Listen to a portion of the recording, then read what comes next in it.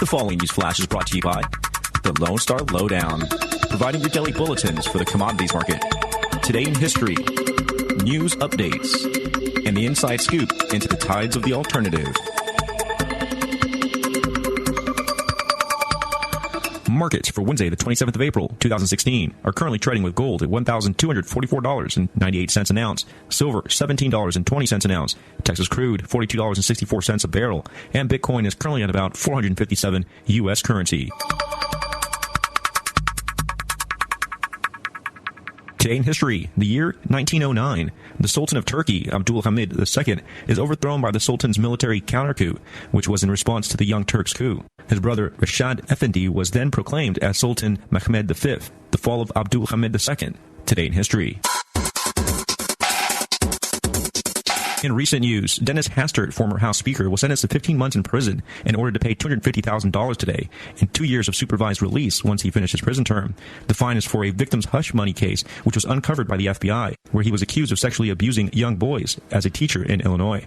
Hastert did admit to Judge Thomas M. Durkin in open court that he abused at least one child. The primary accuser in a sexual abuse case, who had received $1.7 million from Hastert, has also sued Hastert for the remaining $1.8 million he was promised.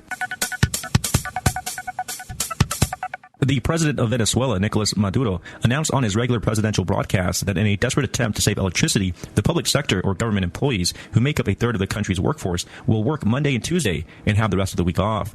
This 5-day weekend is being implemented in order to save as much electricity as possible. The shortage has resulted from a drought the country has been going through since Venezuela's electricity primarily comes from hydroelectric plants. They're banking on the rainy season, which is expected shortly, to save the country's electric shortage. Forced blackouts lasting 4 hours at the minimum have been imposed across much of the country, putting the country's scarce food supplies in restaurants and markets at risk of spoiling. For more than 12 hours after the declaration, rioters, as could be expected, went on a spree against businesses and even attacked the headquarters of the government's power company, Corpo Elec. If significant rainfall does not arrive within a few weeks, much of Venezuela will be at risk of a near-total blackout. Venezuela's economy is projected to shrink 8% this year, with inflation running at a whopping 720%, according to the International Monetary Fund. Though the effects of socialism on people are not funny, I can't help but ask what socialists used for light before they used candles. Apparently it was electricity. This was your lowdown for April 27, 2016. It's 11:59 at Radio Free America, and this is Uncle Sam with music and the truth until dawn. Right now, I got a few words for some of our brothers and sisters in the occupied zone. The chair is against the walls. The chair is against the walls. John has a long mustache. John has a long mustache. It's 12 o'clock, Americans, another day closer to victory. And for all of you out there on or behind the lines, this is your song.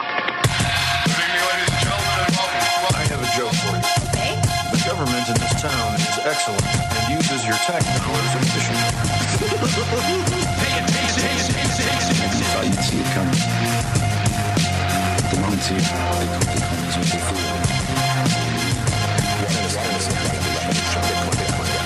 Bitcoin is immune from attack, or almost completely. With Bitcoin, you actually gain far more from using the computing power to generate Bitcoins. There's a system approaching perfection. Just in time for it to disappear. There's a system approaching perfection. Just in time for it to disappear. We'll walk deeper into the belly of the beast. It means I'm able to further limit reckless government spending. I mean, I had so many ideas. Some are simple, like take down traffic lights and eliminate the post office. The bigger ones will be tougher, like bring all of this crumbling to the ground.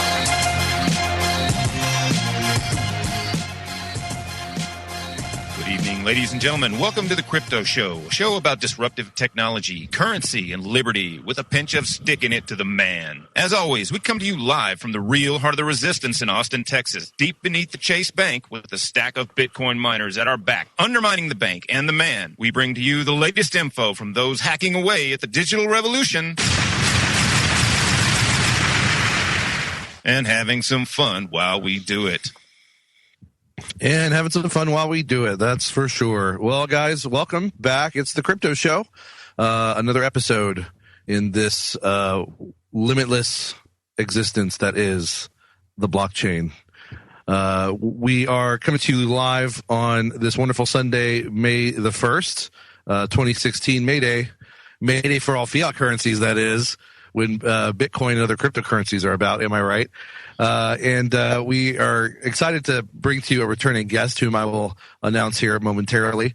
I do want to always remind you guys, we would not have a show if it weren't for the wonderful network that brings us to you live Logos Radio Network, and you can go to logosradionetwork.com. You can find out more about all the other wonderful programming they bring, all the wonderful other shows, and you can also donate to keep the awesome network going. It's been around a long time and will continue to be around a long time with your help. It is completely listener supported, and the fact that it's been able to endure as long as it has, I think, is a testament to how much its listeners love the information and the inspiration it brings. So don't forget that, and help out when you can, as little or as much as you can at logosradionetwork.com. And don't forget our sponsors, Brave New Books. There's 2 websites for Brave New Books. The main one, bravenewbookstore.com, where you can purchase some products online if you can't make it to the store, or otherwise find out what's in stock. You can also find out upcoming goings-on on the event page. And you can also go to thebitcoinbookstore.com, where over 50 Bitcoin titles are available. We also are brought to you by Hill Country Home Improvements, the only roofer that I know of that not only accepts but prefers Bitcoin. And finally, our new sponsor brings us every Sunday at the top of each hour the Bitcoin News Minute, or Crypto Show News Minute. I guess I need to decide on a formal thing that I call it. But this is brought to you by Crypto Compare. Check them out at is it cryptocompare.com? Duh, obviously. I always ask the dumb questions, and that's why I'm host. But yeah, cryptocompare.com with the News Minute on everything going on in the crypto world at the top of each hour. And we'll bring that to you and then introduce our guest. All right, the first headline, Steam Live with Bitcoin acceptance. The rumors surrounding Steam and its acceptance of Bitcoin are true, with the engine now accepting payments via BitPay. BitPay say they were approached by Valve, who were looking to enter less accessible areas of the world and open up their markets. UK Treasury, no AML for wallets, as Bitcoin Magazine says US is falling behind. The UK Treasury is not seeking to enforce AML legislation for wallet providers in a move to encourage businesses to thrive in the UK by not overburdening them with legislation. Firms that operate digital to fiat currency exchanges via their wallets will face AML legislation.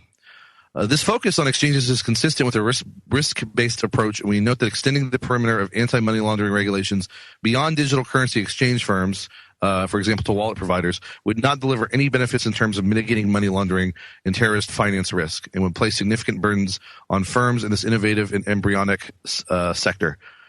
This is a quote, it seems like, from one of the regulators. This is as Coin Center executive Jeremy Brito highlights the United States' lack of foresight on regulatory matters in an event hosted by the Cato Institute. He has highlighted the differences at the state level, the time taken for bodies to respond to firms, and the general feeling that the U.S. is tolerating the space rather than helping it to grow. Another quote, the UK, for example, has created a regulatory framework that bends over backwards to make it easy and quick for innovative startups and entrepreneurs to comply with the appropriate consumer protection regulations and safely enter the market. I like how they talked about like making it quick and easy, but just so they can then be regulated. I don't know. It's kind of a funny, sort of paradoxical to me there. All right. Well, that was the first half of the Crypto Compare News Minute. The second half will be at the top of the hour in the second half of the show. All right. Well, I'd love to introduce our first guest. His name is Adam B. Levine, and he is the founder and editor-in-chief of the long-running Let's Talk Bitcoin show and the LTB publishing network, of which the Crypto Show is a part. Since the beginning, Adam has bridged the gap between journalist and innovator, and after spending 2013 speaking on and evangelizing the nascent Bitcoin tipping effort, Adam has spent the last year focused on the possibilities of tokens built on Bitcoin. In June of 2014, he launched LTB Coin, the first cryptocurrency rewards program.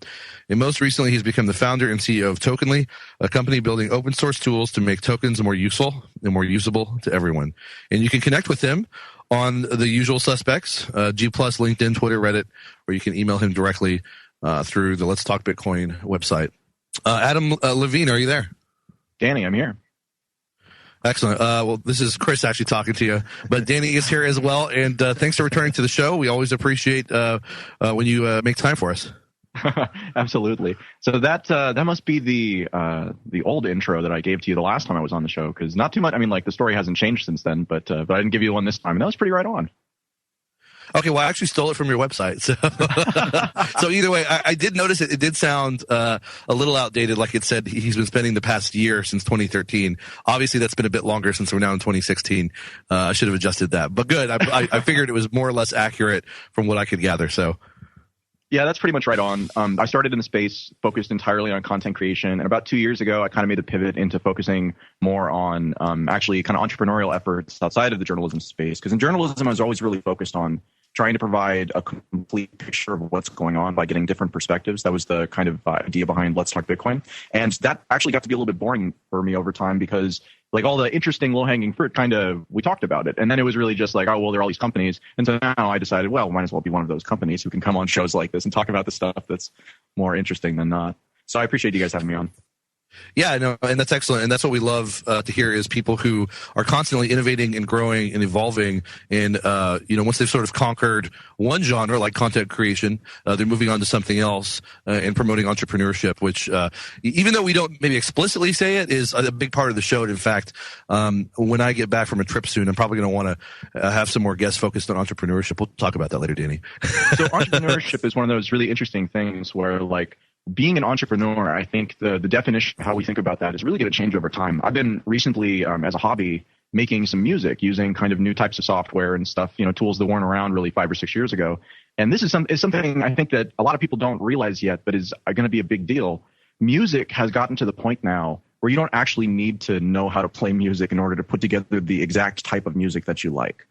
There's this phenomenon, right, where you start off early on in a technology cycle with people who have to be essentially operators, right? It requires training. It's like you're learning to drive, like a big truck or something like that. Relative to once you get to the kind of consumer point, it's like, oh, well, this is a car with an automatic transmission, anti-lock brakes, and kind of all of the safety features and things that make it so that I don't have to be a great driver. I just have to not be an awful driver. And so that's kind of where we are with music right now. And so I've been having a lot of fun with that, making a lot of music that sounds great to me and is exactly the sort of thing that I've always wanted.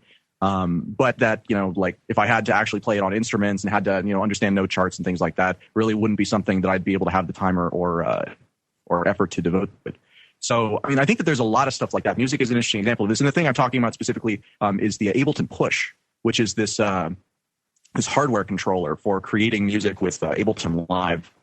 And it's a decently expensive piece of hardware. The whole thing, winds up running about $1,000 with the software. But once you've got that, then you can basically create a song in, like 20 minutes just from nothing, just kind of iterating on itself. And it's really interesting. So I think that over time, this is what we're seeing is that the barrier to enter into any type of interesting or skilled thing is dropping because people are creating tools to make it so that the expertise part goes away. And it's really just more about curating the awesome. I like that. That's a great phrase, curating the awesome. Yeah, basically focusing more on creativity and letting one's maybe skills limits not be so much of an effect on one's creative output. Like these build your own app type deals and all that. Yeah, like it's exactly right. Yeah, you guys talk to the firm out. It's exactly the same type of thing. It's you have the experts who instead of building end products, right? They could just build you an app and charge you for the app, but it's more efficient for them over time to create all of the tools and the modules that you need to put it together yourself. And then they don't have to do anything. They just have to build that core product, and then they can focus on something else, and people can use it over time. I think that's exactly what I'm talking about here. Yeah. Yeah, and that's clearly the sort of trend that we're seeing technologically, and in the sort of crypto sphere in particular, it seems like. And like you said, music I think is a great example because it is something that is very much obviously skill driven through technical knowledge and technical ability, garnered through practice.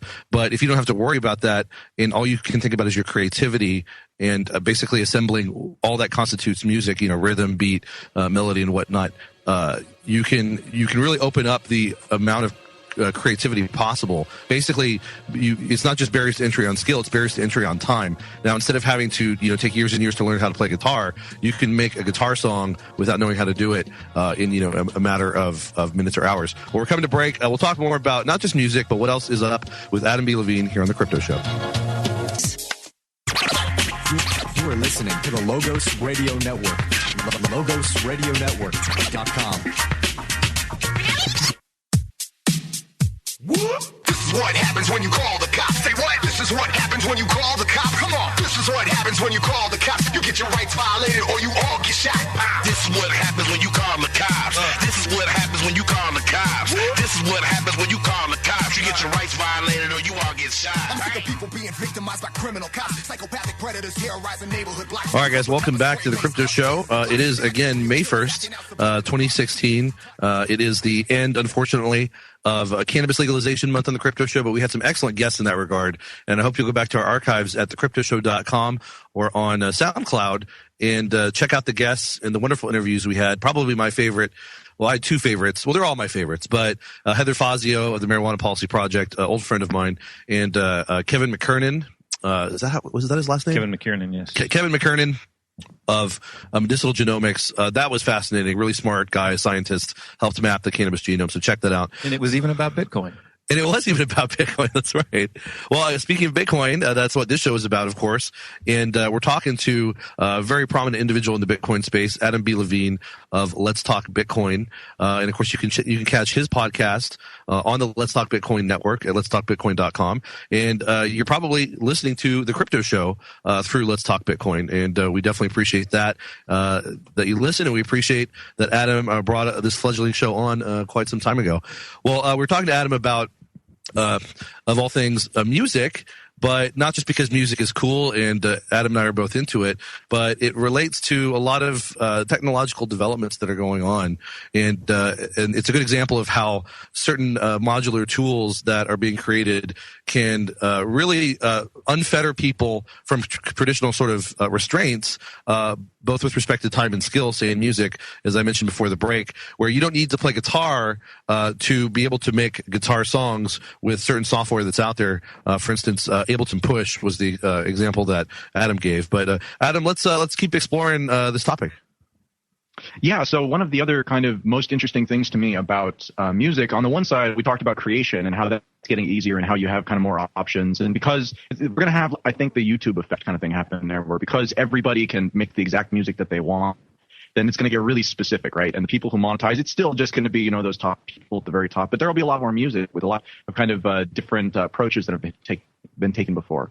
But one of the interesting things on the listener's side, though, is the idea that, well, right now we consume music by MP3s, but there are formats coming that will be different from MP3s that will have the ability for you not just to play back a song, but to actually pick which instruments you want to be playing at a given time, or to loop the thing indefinitely. Because when you start creating music in this modular fashion, then really what you're doing is creating little instrumental chunks. And when you're working with an MP3 or something like that, what it does is it piles it all down into a single file. So you can't separate out the horns from the trumpets. You know what I mean? There's no ability to separate out within. But if you have a file format that has every different instrument that's playing at any time in the song as its own track, then you have a lot of control. And it goes even deeper than that. There's this very interesting format called Echo that should be coming out maybe in the next year or two, that allows for you to not just turn on different instrument tracks and kind of create your own custom mix, but also to be able to take different songs that have different tempos and mix them together. Essentially, it's a little bit hard to describe, but if you can think about it, it takes the beat down to the lowest common denominator between both songs,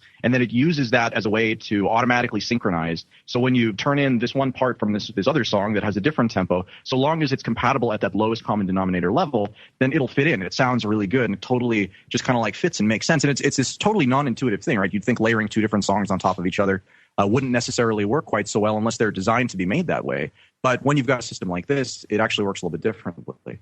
So this is all kind of a long way of talking about this project that we've been working on. That's actually not core to what we're doing at Tokenly. It's just this sort of side project that I think Tatiana Moroz talked to you guys about a couple of weeks ago, called the Tokenly Music Project.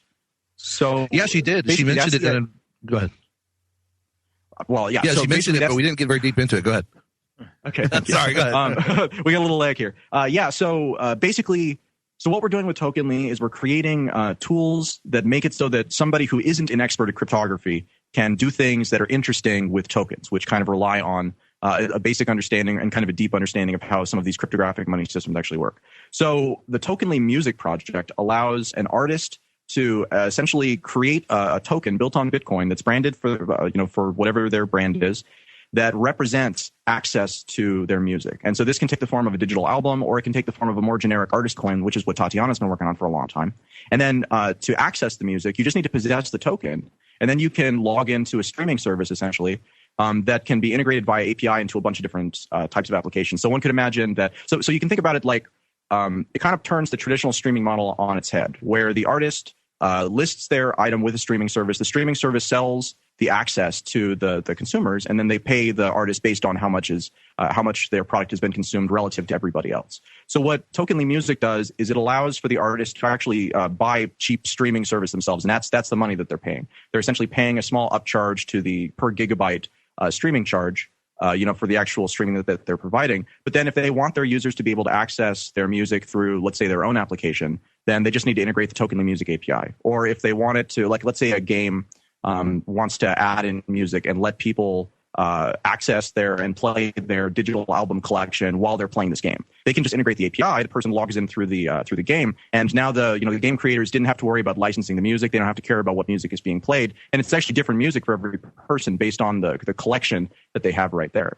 And the advantage of all of this, of course, compared to regular music or compared to regular online sales, is that if you get tired of the album, you can actually give it to someone else or send it to someone else, which is something that's been tried before in music, but there's never been a legal way to do it, because digital copies are digital copies are digital copies. But the way that we're doing this program, again, it's like if you have the token, then you own the thing, and we can give you the permission to listen to it. And if you don't, then you should go buy it. But it's very straightforward.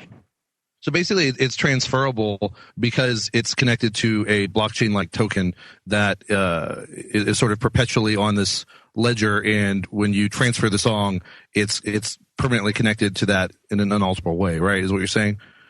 Yeah. In the same way like that when you transfer a Bitcoin.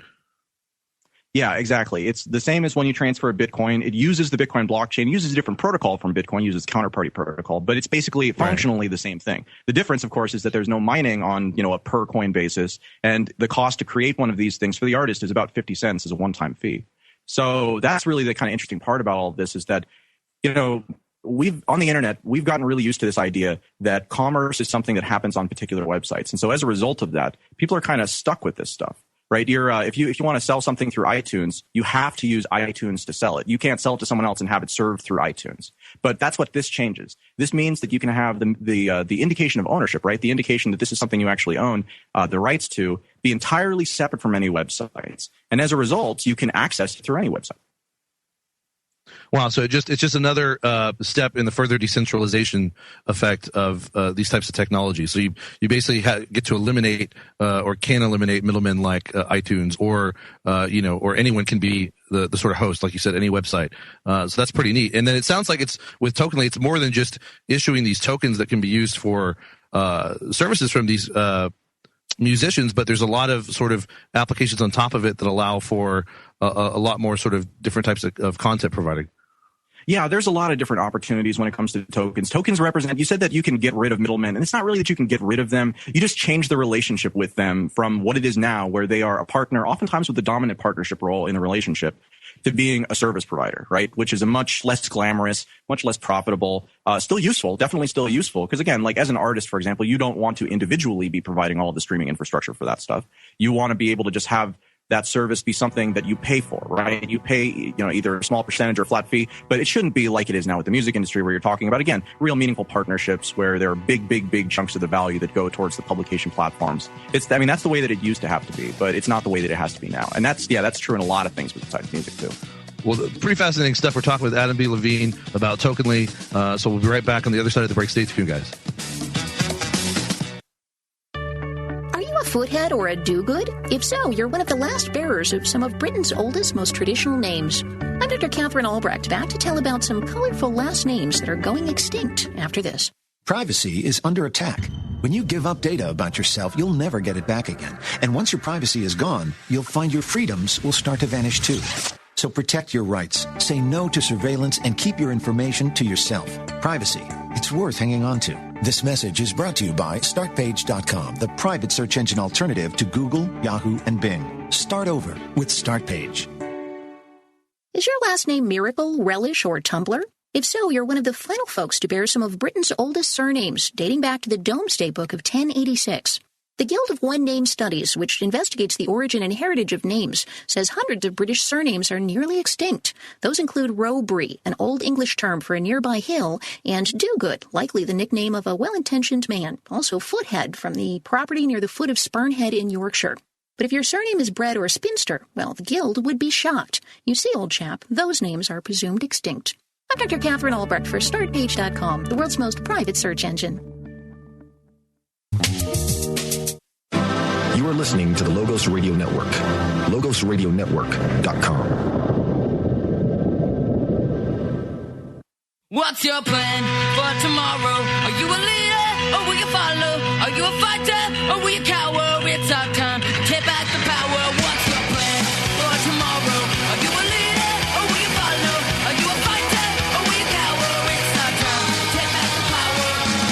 What you gonna do when they show up in black suits on your street in army boots and then silence you? What you gonna say when they strip your rights away and the tax man makes you pay for every bit of sweat you bet today? We don't need to run and hide.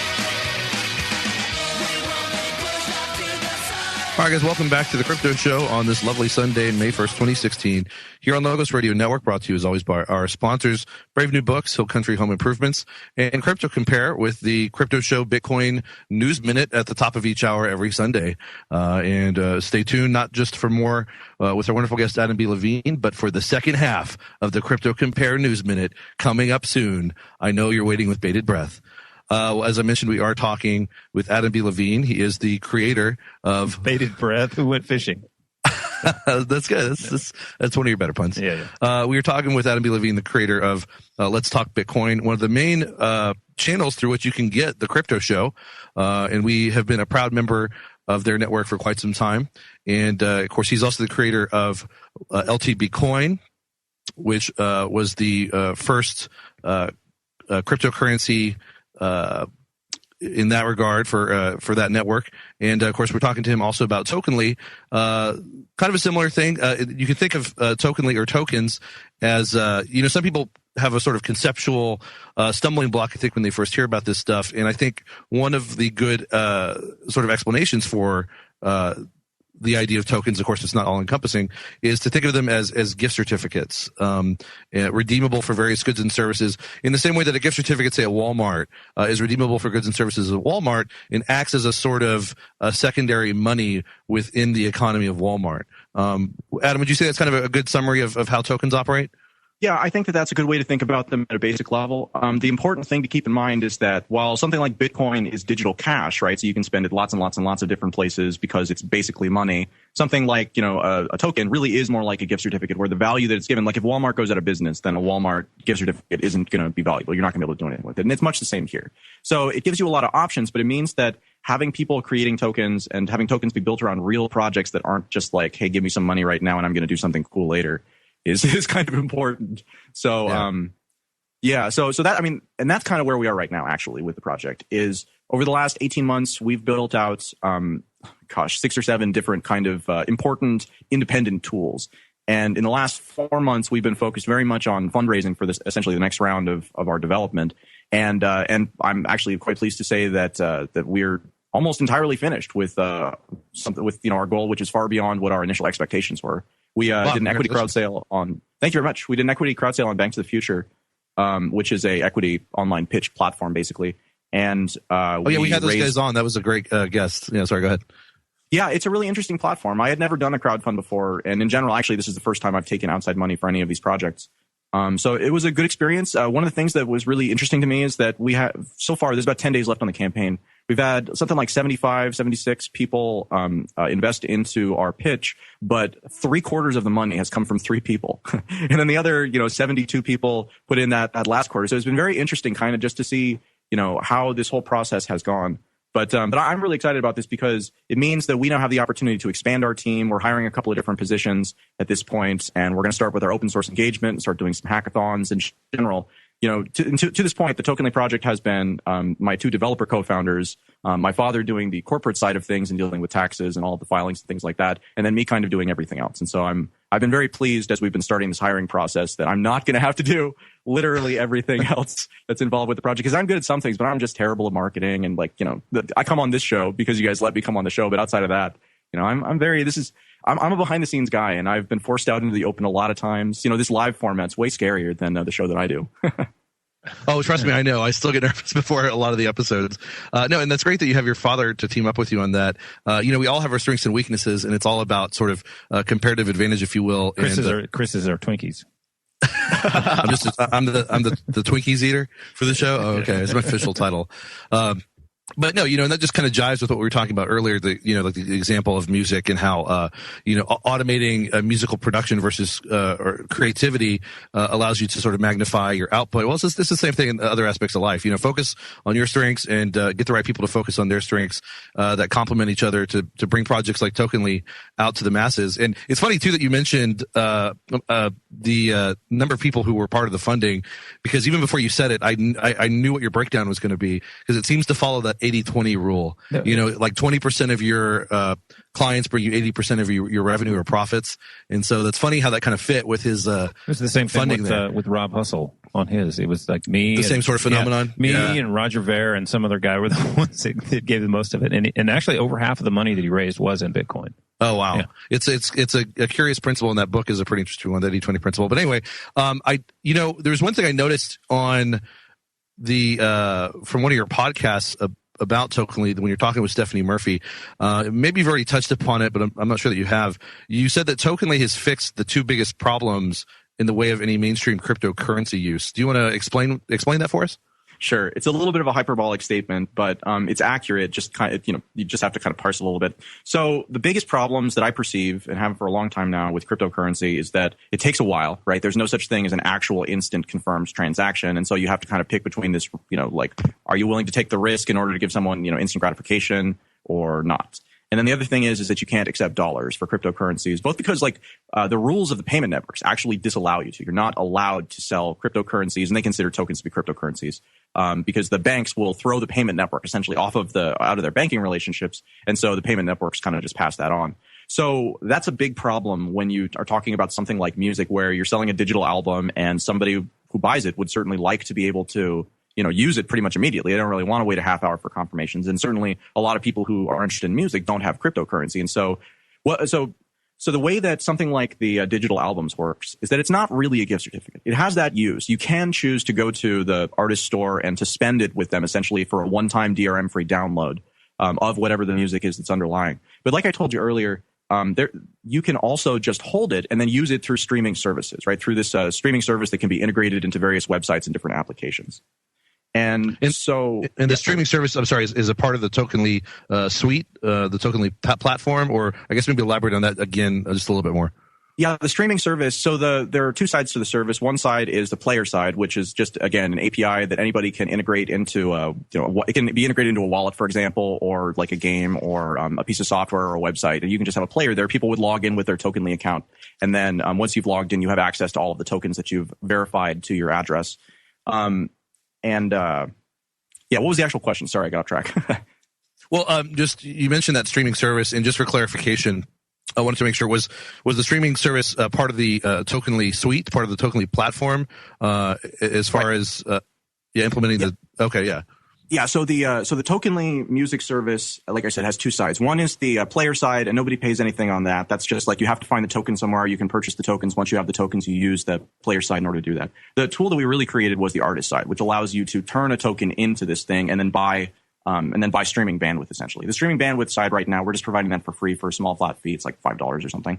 But over time, that's what it's going to be. It's going to be essentially, ideally, it'll be on the storage network, actually. We were going to do that for the initial implementation, but they weren't quite ready for us to use it, and we didn't want to have it potentially not work if we wound up using that instead. Yeah, but that's kind of the idea, is that the model for this is actually that artists create these digital albums through the service. They essentially deposit some Bitcoin so that can be used to purchase bandwidth for them as they kind of run down. Actually, coming to break with Adam B. Levine. We'll finish that explanation off on the other side. Stay tuned. It's going to be good. Easy.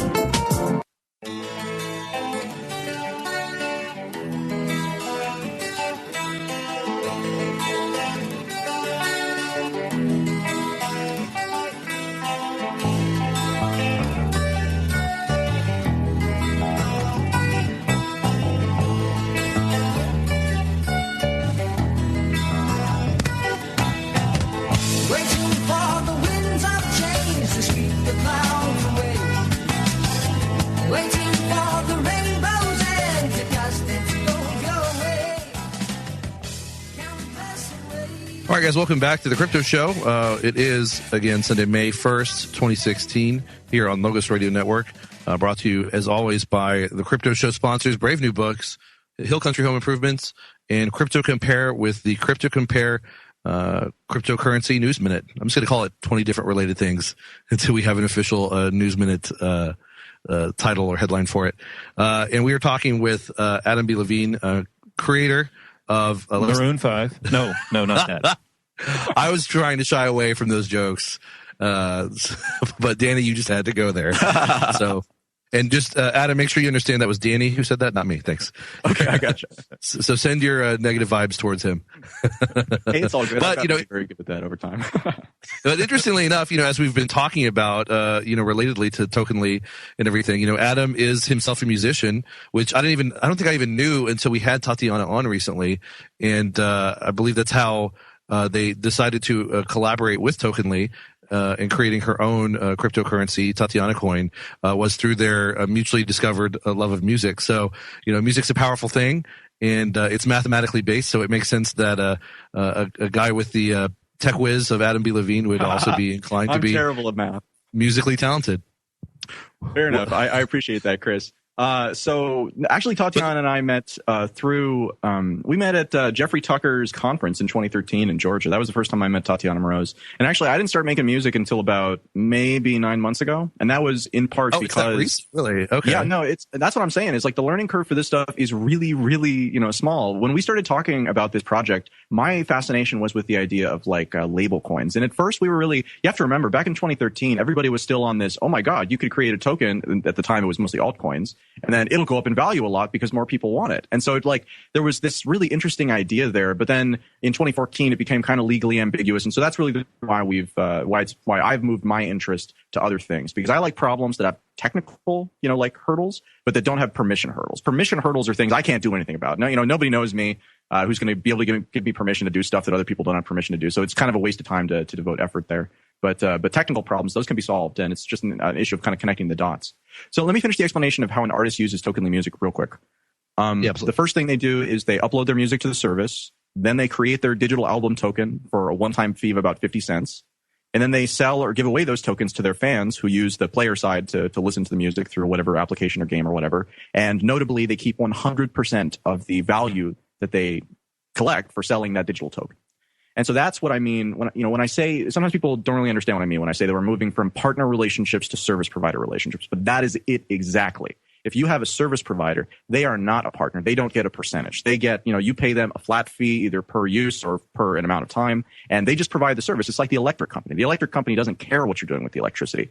They don't want to be your partner. And so because of that, they just focus on that very narrow use case and let people do all sorts of awesome things with electricity. So that's basically what we're trying to provide here, except instead of it being for electricity, it's for essentially streaming music. It's putting that control directly into the hands of the artists and also making it so that they can, have their own app that curates just their selection of music, or that allows, your whole collection to be played in it.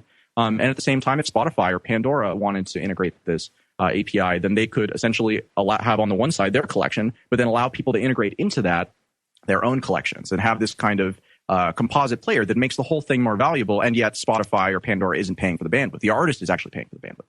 So it seems like there are a bunch of real advantages here. But at the same time, let me say up front, music is such a competitive space, and the challenge isn't so much technology as it is, again, permission. You're talking about essentially trying to get the content, the music, the songs out of these labels that still have just a ton of power in the space. People think that Napster, that was the defining moment in the conversation about, how powerful are labels, but that's just not true at all.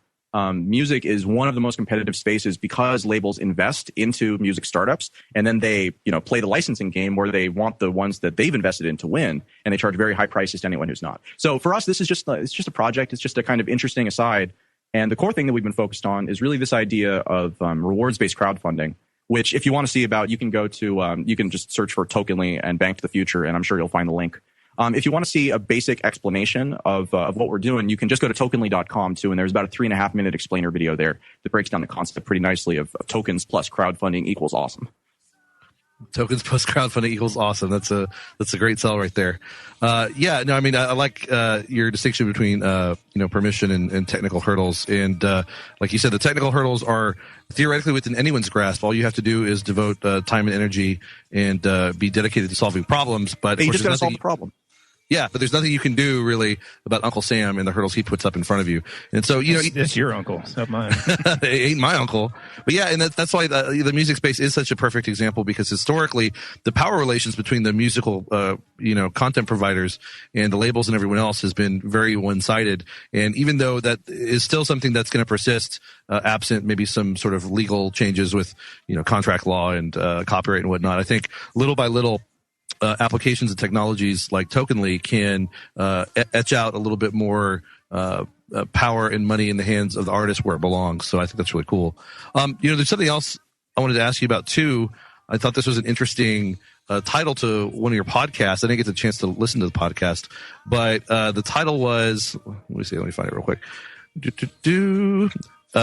Tokens in the Family Car. And I thought that was interesting, and the blurb too was kind of fascinating. Do you want to tell us a little bit about that?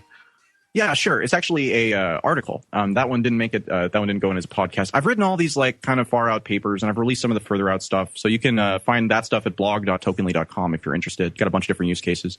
The car thing is interesting. You guys probably are familiar with the Slockit project, the Ethereum one. Yeah. Okay, so Slock is smart locks, basically. The idea is that instead of having a key, you would have, I guess their concept is also a token, but that's generally the thought here, is that right now we have this concept of electric keys in cars. And what it's doing essentially is it's a little radio in your key that sends this kind of signed message, but it doesn't actually, there are problems with it essentially. Keys are not unique. Keys can be recreated because, like, if you lose your key, they need to be able to recover it. And so that means that somebody somewhere has to have the ability essentially to create a new key or to change the key or something like that. So there are just generally some security problems, and they all kind of go away when you start referencing the blockchain, right? You're like, all right, this token represents the car key, right? Somebody who has this token in their wallet, whether it's on their phone or wherever, has the ability to use this car. They're considered the owner of the car for the time being. And the interesting part is that tokens are automatable. So while, you could give somebody a key, in real life, they have to give it back to you. But if the key is a token and the person who owns the car is the issuer of the token and the person who is currently driving the car has the token, but they're not the issuer of it, then you can have keys that are effectively automatically recallable. So after a certain amount of time, after a certain, for whatever reason, it could then be recalled and the car doesn't turn off then. But again, like the best use case I've heard for this is actually Airbnb. Oh yeah, that makes sense. For limited time usage of a house, or that totally makes sense.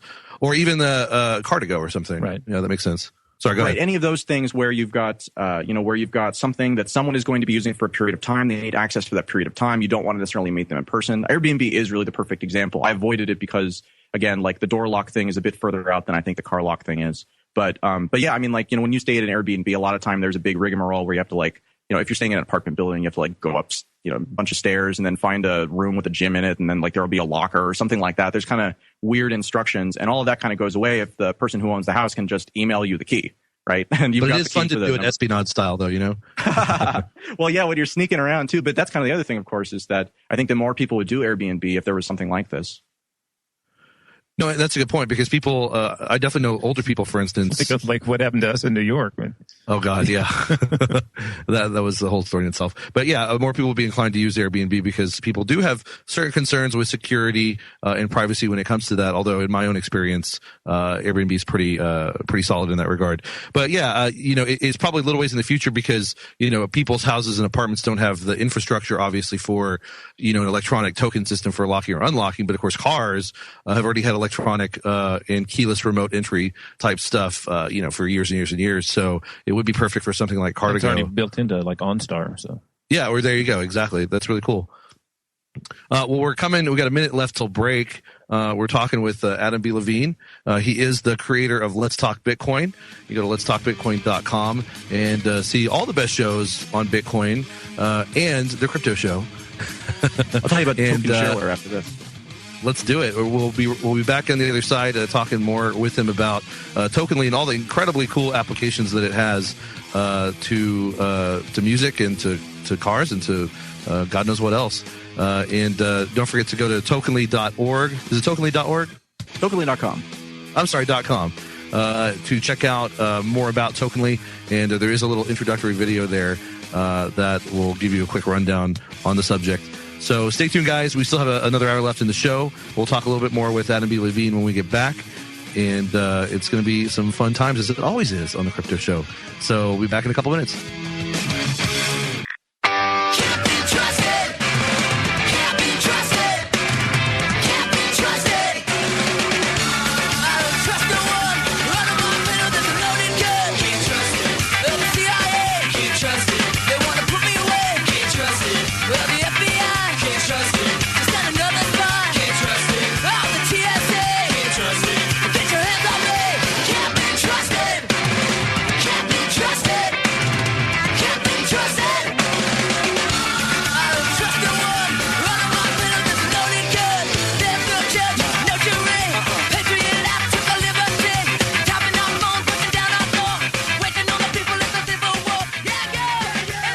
Guys, welcome back to the second half of the Crypto Show.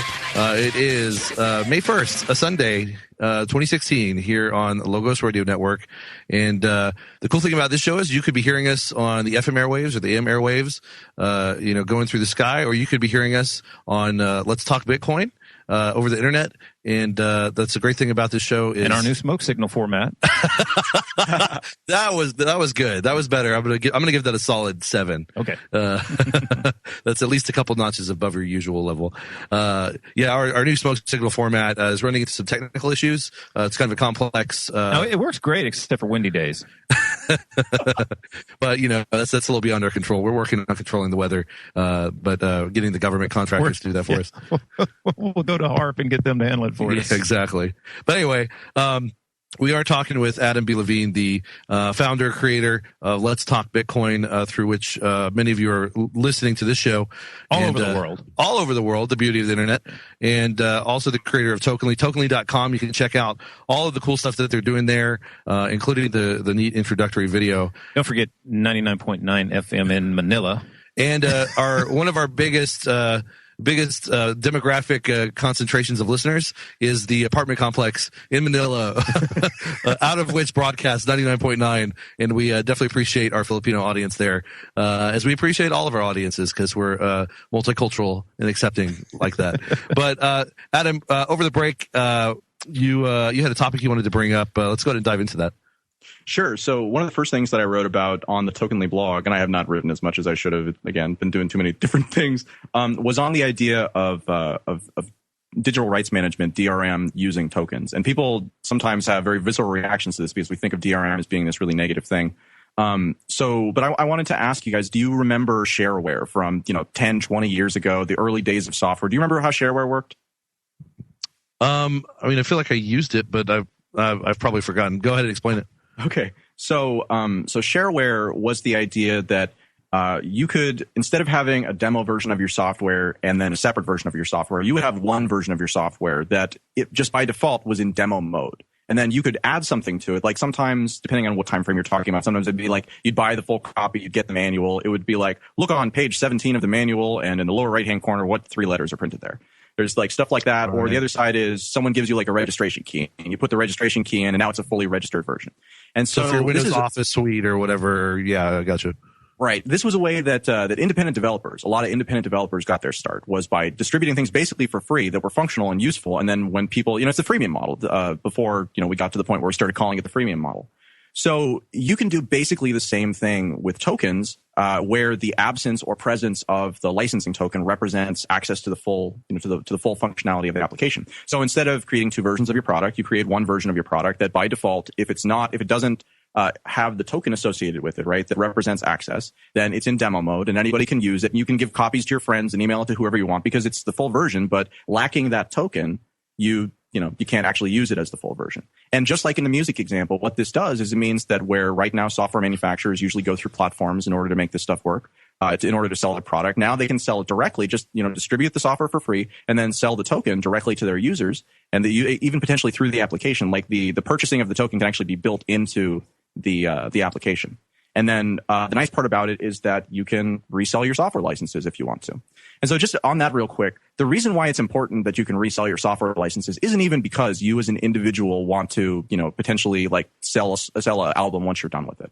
The bigger opportunity here is that it means that you can have relationships on the internet where you're buying and selling content that look almost identical to buying and selling physical products in real life. And that's where my background was before I got into cryptocurrency. I worked for my family company, essentially importing food service packaging from China and selling it to different kind of bulk users. Both, like, on the one hand, you'd have colleges that would be feeding thousands of people per day. And then on the other hand, you would have people who were redistributors who weren't large users themselves, but were locals to markets that had a demand for this stuff. And so they would buy much larger quantities, get a big discount on that quantity, and then make a profit by selling it into their local market.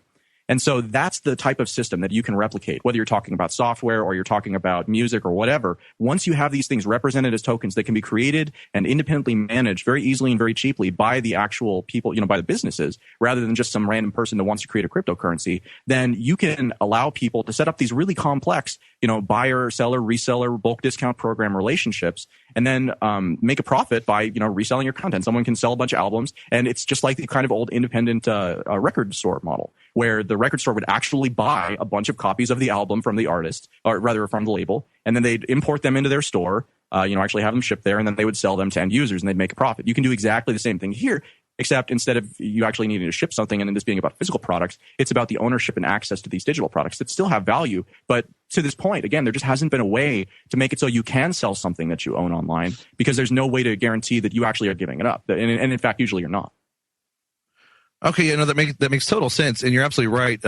This is obviously commonplace in many industries where you have physical products, and really that sort of setup, that sort of distribution network of wholesalers and retailers, et cetera, is kind of a sign of a mature market and mature product. And you're right; it's a very essential part of any sort of product distribution system, not simply in just getting the product out there, but like you said, with the record or record stores, they would purchase records in bulk at a discount. Well, that doesn't just lead to profits for them, but it leads to a sort of minimum guaranteed income for the artist, and it takes some of the risk away from the artist and puts it on the, say, record store or the distributor. And that way, that risk is sort of mitigated for the artist as far as selling the album, making the money. And on the flip side, while other people are sort of taking on the risk, they also have an incentive to promote the product and to sell it, which again feeds back into benefiting the artist. Would you say that's a good assessment? Yeah, totally. And again, like, that's the most simple that you can make this sort of thing, right? Like, that's the starting point. And so you just you go down the rabbit hole on this stuff, and what you discover is that, like, all of these models that used to make sense in real life that don't really make a lot of sense anymore because of the way that we now consume content suddenly make a ton of sense. And so, like, when's the last time you visited a library? Because I mean, like, I think I went for a meeting once, maybe 2 years ago, but it's been a very long time, right? Exactly. So again, like, a library was this idea that there were a lot of books out there. An individual, unless they were very wealthy, can never have all of the books. And in fact, you don't need all of the books. You just need the books when you're going to consume them. And so there's this large kind of there's a big gap, right, where you've bought all these books and you only use them once. So a library makes sense for people who don't have that many resources or who don't want to own every single copy of a book. And so you can do the same thing here, right? So you can have libraries that essentially sell library cards in exchange for content tokens. And the library card is also a token. And so you can imagine a network of vending machines that accept a library card in, some dollar fixed denomination. Like, so you might say that you buy $100 worth of library card token, you can check out $50 worth of any content that is accessible with that library token at the time. And so you check it out by sending it on the Bitcoin network to the vending machine. The vending machine sees the payment of the library card and sends back the appropriate amount of the content token that you're trying to consume. And then you keep it as long as you want. And it's actually a lot like kind of that old the Blockbuster model. They had this model before they went out of business where, like, you could check out 2 at a time, right? Or you check out 3 at a time. It was more expensive per month.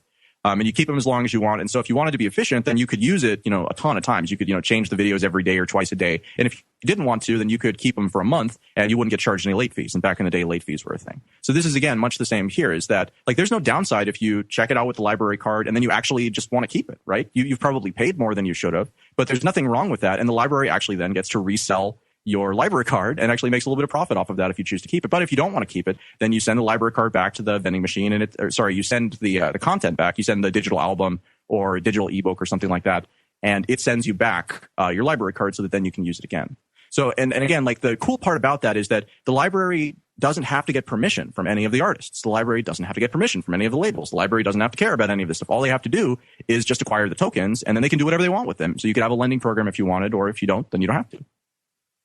Yeah, and that's brilliant, and that's kind of what I was alluding to earlier was, these library companies or systems can innovate and provide these services that by purchasing the rights to the music from the artist, and that way the artist doesn't have to worry about trying to figure out those systems himself or herself and focusing their resources on that. They can sort of outsource that, if you will, to another company while they can focus on their own creative content and their own sort of in-shop stuff. And again, that's like you said, that's stuff that's already been done in the real world. We just forget that it's now applicable with something like a technology like Tokenly, because for a long time it was only something you could really do with physical product. And so that's a brilliant point. It's I like how it's throwback Sunday too with Adam B. Levine. Blockbuster libraries, what?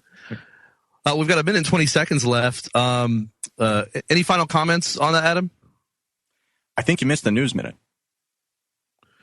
I was purposely waiting on the news minute for you to introduce it like that. I totally set all that up. Thank you for doing that. And speaking of the news minute, let's wrap up this segment with it real quick. All right.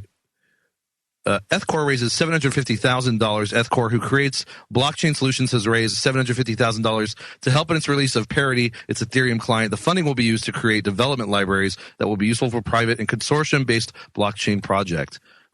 Market prices, Dow's making waves with the Dow and Digix. This week's price movements have seen Bitcoin reach the $460 mark, and it's pulled back to $440 before restarting its climb and ending the week at $452 with a $7 billion market cap. Ethereum has seen a rise as well on the back of the dawn of the Dows, with Digix launching trading of its DGD token and the Dow initializing the RCO phase. We'll be right back, guys, on the Crypto Show. Stay tuned. Now. This is the Logos Radio Network.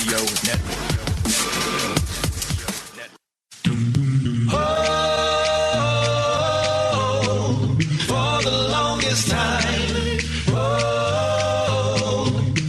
the longest. If you said that Bitcoin was my life, I would tell you. Show enough. Show you right.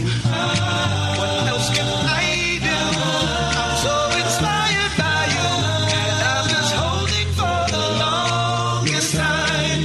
Once I knew my stocks and bonds were gone, I knew Satoshi Nakamoto was the one to come and save me. Encrypted money memory, and I'm just holding for the longest time.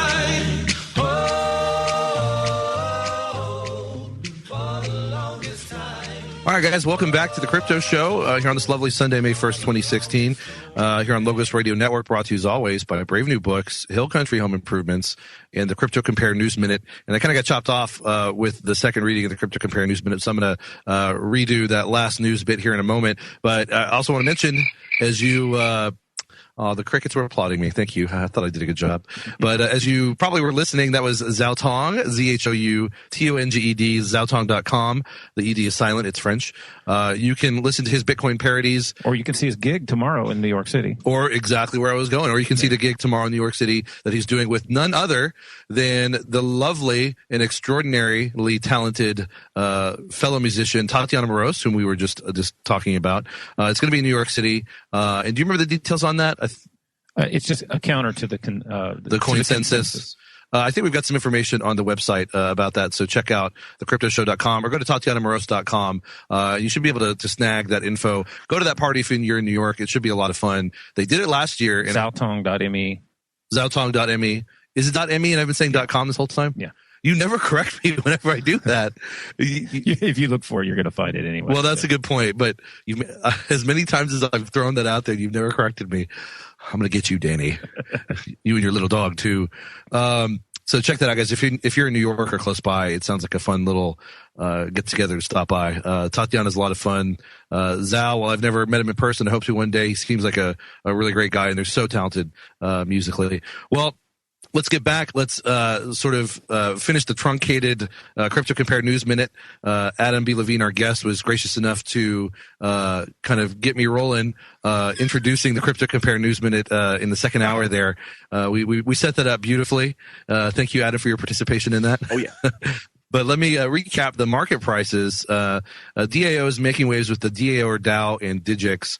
This week's price movements have seen Bitcoin reach the $460 mark, although it has pulled back to the $440 mark before restarting its climb and ending the week midway at $452, with a market cap of around $7 billion. Ethereum's rise has been on the back of the dawn of the DAOs, with Digix launching trading of its DGD token and the DAO initializing their ICO phase.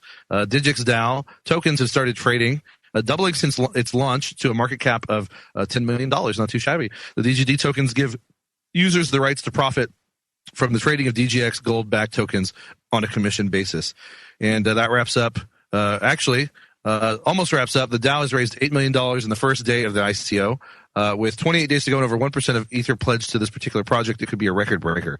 Over 1 million Ether have been pledged at the time of this writing. Ethereum has had a rocky week too, but the DAO launch has drawn in buyers that have pushed the price up strongly with high volume. The price has risen 6% to 0.019 Bitcoin per Ether, with 242 Bitcoin volume on the ETH-BTC pair for the week.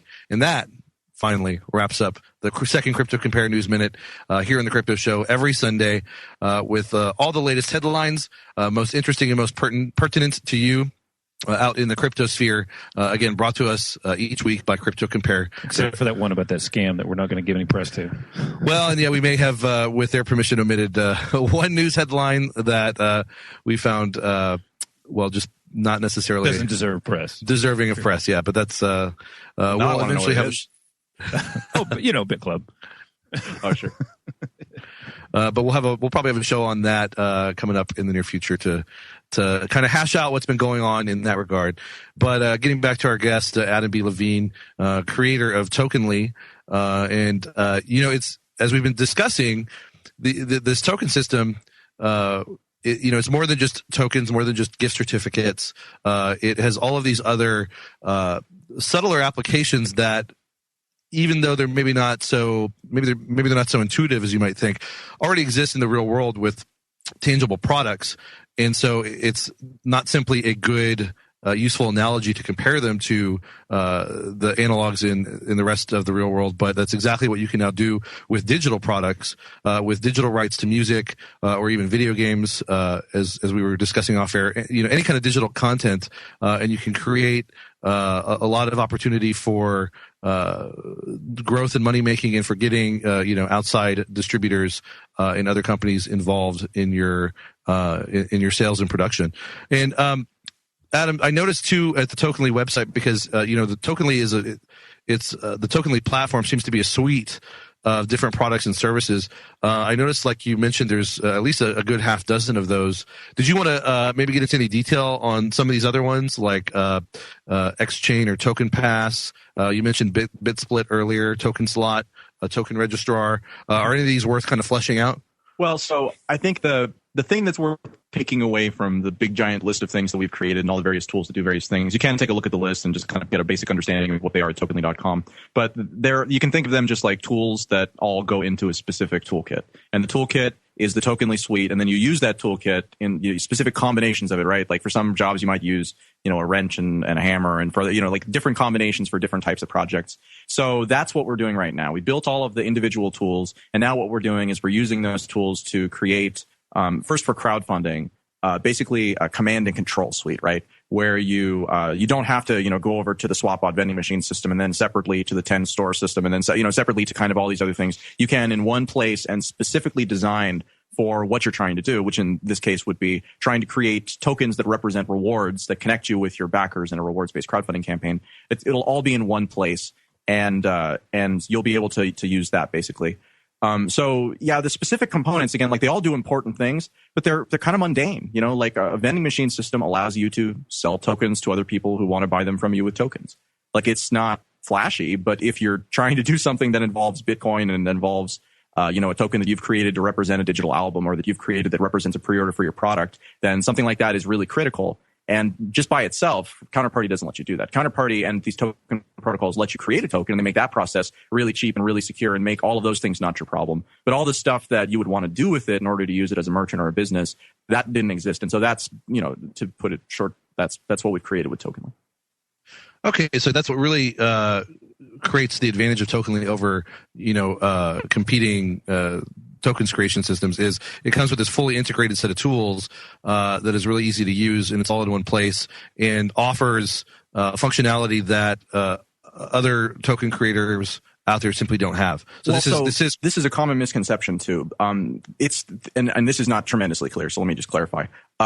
When we're talking about tokens, when we're talking about Tokenly exists at a layer above the actual protocol. So right now, we use tokens that are built on the Bitcoin blockchain using the Counterparty protocol, but that's just a starting point for us. The next phase for us is going to be integrating first a second blockchain, which will be Ethereum, so that within a vending machine, now you'll be able to make a purchase with an Ether-based token and get back a Counterparty-based token, right? We can use our system and our tools to connect those dots that normally these blockchains can't talk to each other. But again, because our system speaks to both of them and understands both of them, it allows them to be used in the same system. So that's actually what we're doing. And we don't actually think we have any competition at this point. There are other places out there and other groups that are starting to look at break. Sorry to interrupt. We'll be right back with Adam B. Levine.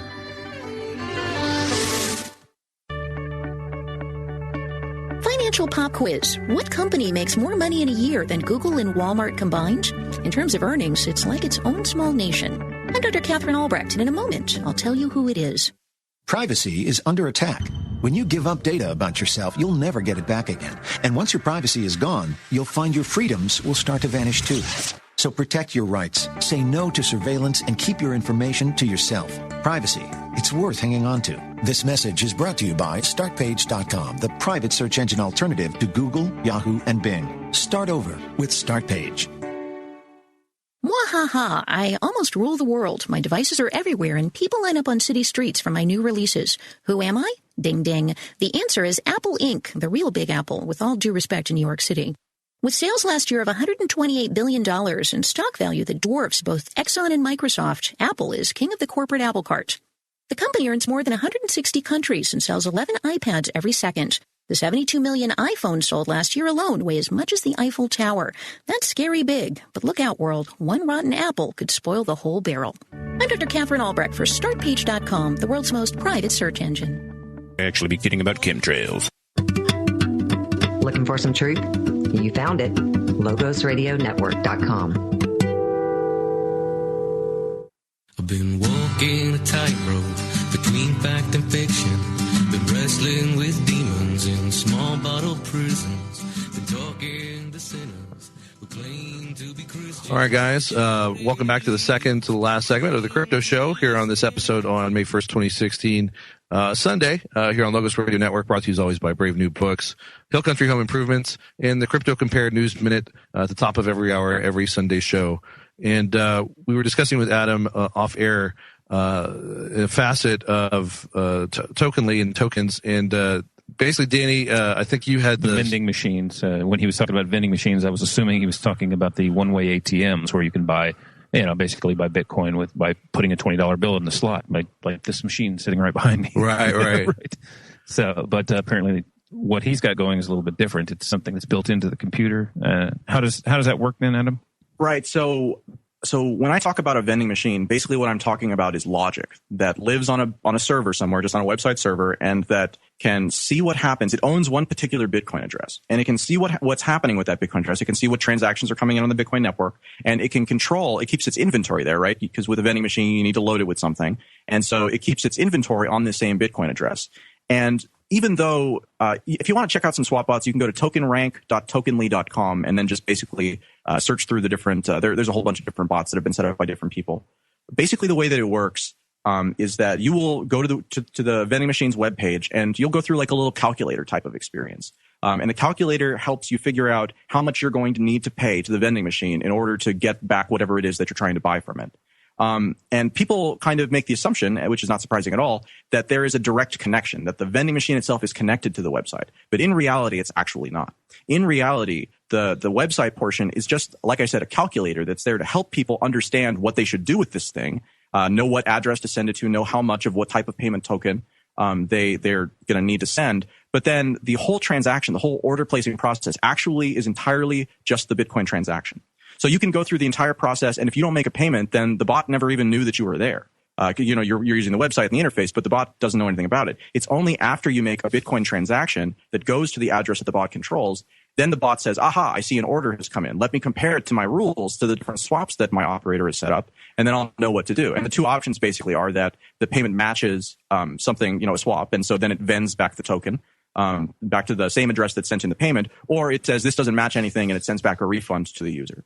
And so this is, again, one of those things that's not immediately obvious for how cool it is, but the part that's really cool about it is that it means that you don't need to use the vending machine's webpage in order to buy from the vending machine, or to buy from any vending machine for that matter. All you need to do is know the rules, and then once you know the rules, then you know, okay, well, if I send this much amount of value, then I'll get it back, or I'll get a refund if I was wrong about that.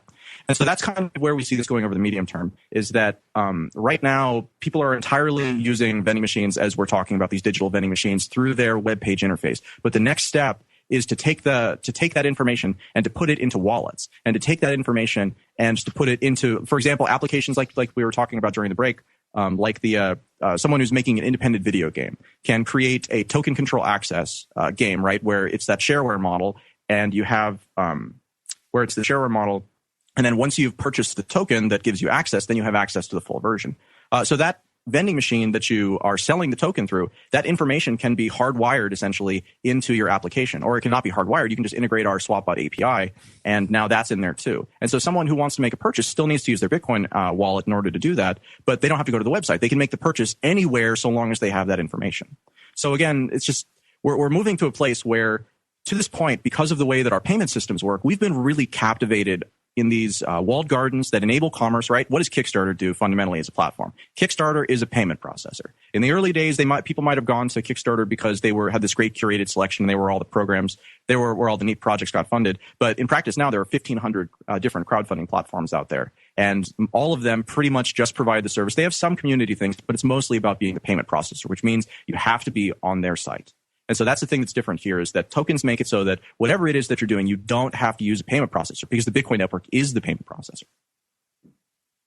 Interesting. Yeah. So it just kind of further streamlines things and eliminates the need for some extra layer of payment processing, eliminates the need to go to the website. That could potentially pose, security issues, even if it's unlikely. And it just allows means that you can customize it entirely to your own page. That's the thing that it really means. It means you don't have to, outsource to Spotify. You don't have to outsource to any of these different platforms that normally would be where you'd be sending people in order to make these payments. Because it doesn't matter where you're doing it, you can do it on your own site. And so you can actually start to build. That's the thing. You look at something like Audible out there, which is the dominant audiobooks platform, and they have an affiliate program that a lot of podcasts and a lot of radio shows participate in, where for each new user you send their way that signs up for a free trial, you get $15. And the upside of that is that, hey, $15 per user who signs up for a free trial, that's not bad. But the downside of it is that they're not your customers. You're not building a relationship with that person. You're instead helping Audible to get customers, and then they become Audible's customers, and you're never going to make money off of them again through that fashion. So again, if you're talking about it from this perspective, then you can use Audible, but you don't need Audible. And even if, Audible does want to do this, like Audible could see, they have no incentive, right? Because they make lots of money from the way that things are now. But if they wanted to, they could start, using tokens to represent access to their audiobooks, and then allow people to create these secondary markets. And now again, you're suddenly not trapped on the platform anymore. Now suddenly, if someone wants to go over to Amazon's audiobooks, or not Amazon's, to another audiobook service, and register their audiobook over there and have the token now work at Audible and this other service, well, they can just do that, because they're just using Audible as a service provider rather than having this fundamental deep partnership level relationship. Right, but it does allow you just to, for lack of a better word, trap a consumer who goes to your own site or application. Because I know that's two big things in e-commerce. is one, you don't want to necessarily send someone to a new page or certainly another website if you don't have to, because then they can get distracted or they can get pulled elsewhere. And then, there's always the psychological stumbling block with getting people to, buy your product or sign up for your subscription or whatever, that, if they have to go to a separate page, that, feeds into their natural inertia and maybe they're less inclined to do it. But with this, because they don't have to necessarily go elsewhere, it makes it easier for them to transact with you and to stay on your own, content provider.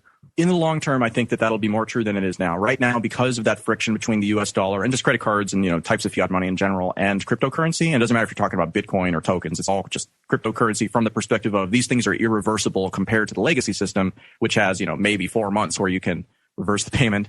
That's really kind of the difficulty now. But like a kind of further out example, it's not really very far out. We just haven't had time to do it yet. Something I've been talking about now for 2 years is what I call window shop advertising. And so again, thinking about that vending machine, since you don't need to visit the vending machine's webpage anymore, you just need to get that information.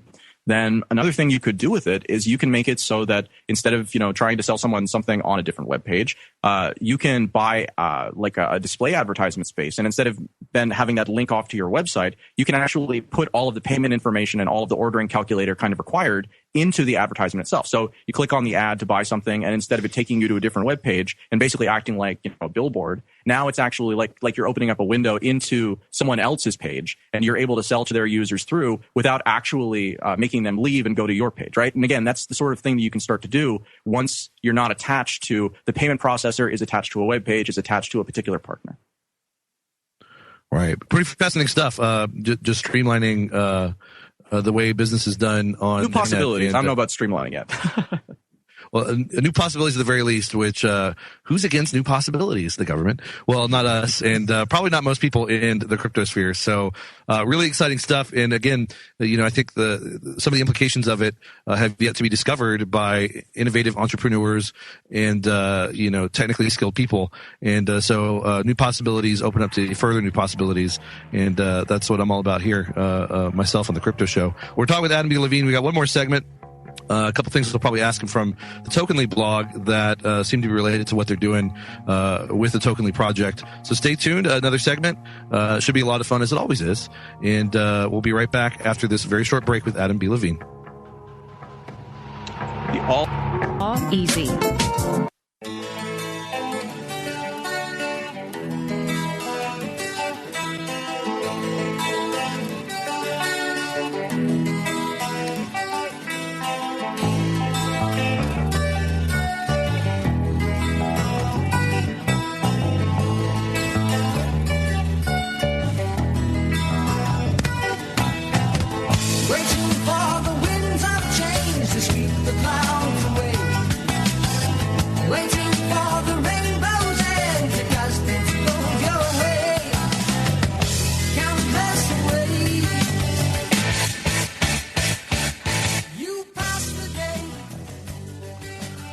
All right, guys. Well, thanks for sticking with us to the final segment. The final countdown. Da-da-da-da. I shouldn't try to be the soundboard. I'm going to leave the soundboarding up to the professional. That's Danny. With actual, it may not actually be true, or it's based in drug-induced fantasy. Yeah, the latter probably. With actual sound clips. Well, we are, as I mentioned, in our final segment here on this episode. Again, it is Sunday, May 1st, 2016, and never forget the people who make the Crypto Show possible. No, I don't mean me and Danny. If anything, we're stumbling blocks to the success of the Crypto Show. No, I'm just kidding. But we are always reliant on Logos Radio Network, who brings us to you over the airwaves. And let's talk Bitcoin. Let's talk Bitcoin.com, the coolest, most comprehensive Bitcoin talk network on the internets. And we are always and as our commercial says, it's the only one out there that pays the listener. That's right, LTB coin. You can't beat that, and we can testify that we've gotten ours. So if you want to be a part of that network, bring some cool content like the Crypto Show guys do, and maybe you can probably might be a better idea to bring something better than that. Hopefully. But let's talk Bitcoin. Let's talk Bitcoin.com. Of course, its creator Adam B. Levine is with us, and he is also the creator of Tokenly, and we've been talking about that. And he was gracious enough to stick with us through the whole show. I'm surprised it went by as fast as it did. Adam is a smart guy. He really knows how to explain everything very articulately and just really flesh out all the important stuff that he's on the show to talk about. And I was looking at the Let's Talk Bitcoin blog, and where I saw the article for tokens in your family car. I noticed another one that kind of caught my eye. I don't know if you want to elaborate on it, but it says tokens, trains, and right of way, and that's kind of a tantalizing headline there. I guess go ahead and get into that and explain what that's all about. Oh man, you're really digging out the old articles here. First off, thanks for having me on the show, guys. Like I said, I just come here for the compliments, so thanks. You've done a great job tonight. Well, you've got plenty from us, so. So again, like what I've really been trying to do over the last 18 months, 2 years now, is try and just realign my thinking so that I can look at a different problem, look at a specific problem, and I can be like, all right, well, how could we apply tokens to that in a way that wouldn't be terrible and waste a bunch of time and money? Because that's really a concern here is this token technology stuff. Like, it's definitely empowering, but it's not useful in every use case. And in a lot of places, like unless you want to be able to transfer something, it doesn't actually make a lot of sense to use a token because that's like the fundamental thing that it can do. So there are a lot of situations where you don't want to do that. One of the most interesting, like totally off the wall ones that I kind of came up with was after a conversation with the editor of Very Much Wow magazine back in the day. This was a couple of years ago. A woman by the name of Bertie Jawowski.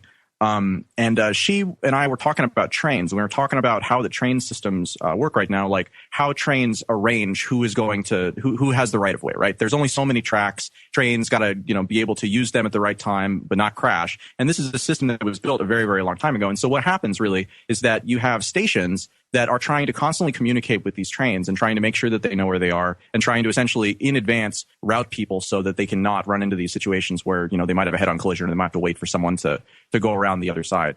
And so if you were to take that problem and you were to pivot it so that it uses tokens instead of these kind of central controllers at like the train stations, then what you wind up with is a system where each junction, each place where something can happen, where the track, can be used by one person and it's a place where multiple people are going to go through, right? Or it's something where the track can switch from one track to another, where basically the trains are built in such a way so that they cannot or do not proceed into these kind of access zones unless they currently possess the correct token. And this could be applied by, this could be done mechanically or it could just be done within the train itself. And so the idea is that two trains are approaching, the same intersection. The first one that gets there sends a small deposit to the Bitcoin address that is controlled by that controls the junction. The junction, if it has one token, and that token is the access token that lets a train use that for the time, it sends the access token to the train. The train now can go through, and the second train, when it makes the request and puts its deposit in, reserves its place in line and is time-stamped, reserving its place in line, but it doesn't have the token, and so its system knows that it can't go through there right now. So the first train goes through, right, and now that it's through, it wants its deposit back. So it sends back its token, and the junction sends back the deposit to this train, and now the junction has the access token again, so it sends it to the train that put in the thing next. And you could then imagine that system being applied to literally every single junction, in a system. And suddenly it's a system where the only way that any sort of accident or even delay can happen is if someone isn't following those rules and is proceeding through these things without the token. And again, like depending on how you design the system, you could actually make it so that's basically impossible to do. Impossible, yeah. Yeah. That is so cool. That's actually a really incredible innovative idea of how to use these tokens. And is this the first sort of non-monetary, non-transactional usage of tokens that anyone's thought of, or what other ideas are out there like that? There are lots of ideas out there. It's really specific. That's the thing that you find out about this stuff is that tokens and cryptocurrency generally really represents, like I said earlier, a toolkit. And with that toolkit, you can do all kinds of things, but you can't just be like, this is how toolkits are used, because there is no way that toolkits are used, right? There's ways specific tools are used, but toolkits are a more complex thing that need to be used in a variety of ways based on the needs of the particular project. So it's hard to talk in generalities. But again, that's the thing, is that it creates systems that have all of the advantages of either Bitcoin or email, depending on what motif you want to use, but has kind of real life physicality about these things. And so because of that, you can replicate ownership like relationships in a way that to this point we really just haven't been able to do on the internet. So, I mean, I'm every time I talk to somebody else who has a different particular bend on whatever the problem is that they're trying to solve, you wind up coming up with different types of solutions because, it's a toolkit and there are lots and lots and lots and lots and lots of problems to solve, but just need a toolkit. Yeah, it's funny, like you said, how these toolkits are sort of generalizable, but not necessarily in a way that you can articulate except in specific instances. And, it reminds me of a friend of ours who has a pretty solid computer background. He told us this anecdote of another kind of computer geek friend of his was enlisted actually to do create a program to solve a kind of almost a similar train problem, like, where they have to switch tracks and all that. And it turns out when they succeeded, they discovered that it was some sort of military funded thing that was then used to actually manage nuclear missiles or something like that, unbeknownst to them. And all they thought they were doing is solving a train problem. But the point being, it's funny how a token system that you think of in a financial transactional sense can then be analogized onto something completely different like this. And of course, if you think about trains switching tracks at a point, they are sort of transacting in a way. Anyway, that's really cool. I love that. We've got 3 minutes left. One thing that we've kind of really not touched on is you mentioned that you did some crowdfunding through banktothefuture.com, but I imagine the crowdfunding aspect for Tokenly is still ongoing, right? So we have 10 days left with the Bank to the Future campaign, and it's not – we can't really call it a crowdfunding thing. It's an online equity pitch. You're actually going to – if you invest, there are certain qualifications. You have to be what they call a qualifying investor. So just in general, the way to figure it out is to search for Tokenly and Bank to the Future, and you can find all the details there and go through their process. It's not that complicated, but it's not as simple certainly as just giving millions of dollars to a coin IPO. Right. Oh, that's true. Yeah, I remember when we had him on. I made the mistake of calling it crowdfunding, but more like an equity pitch, like you said, an important distinction for legal and technical purposes. But so people can still get involved. Banktothefuture.com, Tokenly, Tokenly, and you said there's 10 days left. Yeah, there's 10 days left. Realistically, it's probably gonna be more like 8. We have a large company in the Bitcoin space that has graciously agreed to fill the rest of our round essentially whenever we're ready to be done. So we're accepting a maximum of $750,000, and they'll probably be putting in about $250,000. So if you want to, I can't announce it yet. We're going to announce it once it's done. I'm really excited about it, though. It's a great partner for us. Yeah, excellent. Yeah, so just real quickly, getting back on the train thing for a second. Yeah, and just we have a minute and a half left, so take us out with that. Go ahead. Gotcha. Yeah, so first off, if anybody wants to contact me, the way to do it is adam@letstalkbitcoin.com. My Tokenly email is not working right now. You can email the team at team@tokenly.com. If you want to talk about any of this stuff, we're always happy to help, and we're looking for interesting projects to help with. So like I said earlier, the train thing, you take that, and instead of junctions, think about an intersection for self-driving cars. Or you take that and think about airstrips, right? Runways, airplane runways, instead of intersections, right? And so when airplane wants to land, they don't need to care about what the central tower says. They just need to send their deposit to the runway, and then if the runway has it, then it sends them back the clearance token. And once they land, they send it back and get their deposit back. And so you could have these entirely self-managing runways just built around this like really basically dumb system, right? It doesn't necessarily know when you've landed. It's just using economic incentives. And then of course, if the plane winds up running off with the token, then you keep the deposit, issue a new token that invalidates the previous one, and Bob's your uncle, you're back to go, and you didn't actually need to do anything. So it's again, the possibilities here are just absolutely without end. And the challenge is not, the challenge is going to shift now that we've created this stuff that makes it possible to do this. Instead of it being about, all right, how do we do this? Adam B. Levine, thank you so much.